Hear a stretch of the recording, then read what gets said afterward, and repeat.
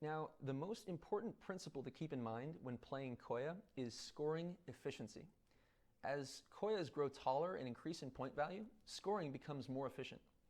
Not counting the pieces on the trunk stack, this quadruple uses 11 pieces to score 8 points. Quite an upgrade from that single Koya that took 5 pieces to just score 1 point. Another key strategy to maximize your tree growth is overbuilding. This is where roots from existing Koyas are used to build additional Koyas. Think of these roots as permanent seeds on the board. They cannot be captured and they cannot be moved, but they can be used to build new Koyas. Take, for example, this sneaky Koya here. See that?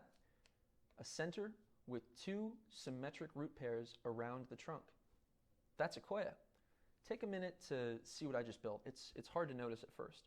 But recall from the first video, this is one of the valid shapes for scoring a single Koya.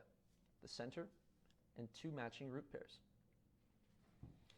And just like before, this Koya shape grows a trunk at the center, and all the corresponding pieces flip over to become roots.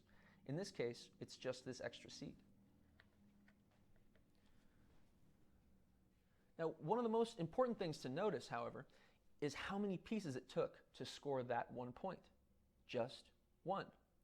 This is one of the most interesting parts of the game, because after building your first big Koya, scoring speeds up and more shapes emerge in between the trunks, just like this double here.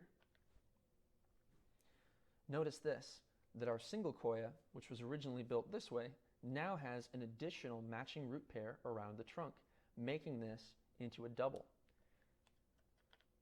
And once again, what's critical here is that we only added 2 new pieces, one here and one there. And with the existing roots that we had from building this quadruple earlier, we were able to do that in just adding 2 pieces. Now, this next part is very, very important and often missed. This pair here. A trunk cannot act as a root. And I'll say that again. A trunk or any stacked pieces cannot act as a root.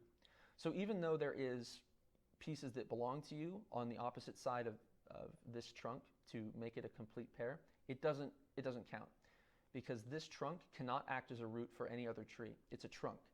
And so placing this piece here doesn't actually help and doesn't make a valid root pair, because this is a seed and this is a trunk. And like we said, a trunk is not a root.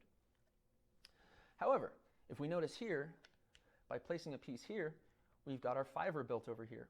This is another great example of overbuilding.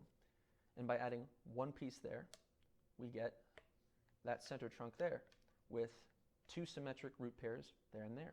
Likewise, over here, this fiver is now completed by just adding 1 point. And this is what I was talking about when scoring accelerates.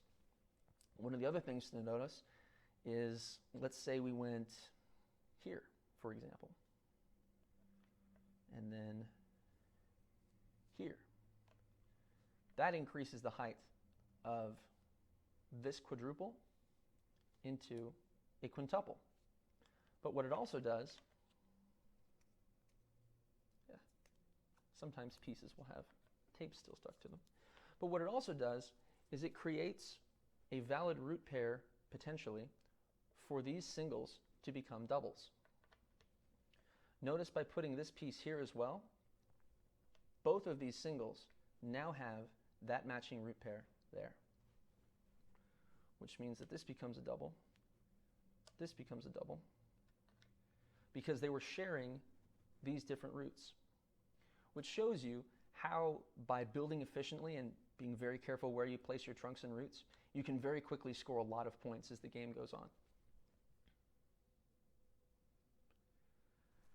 So next, I'll cover seed bursts, which is one of my favorite parts of the game and helps to speed it up even more. So I'll see you in the next video.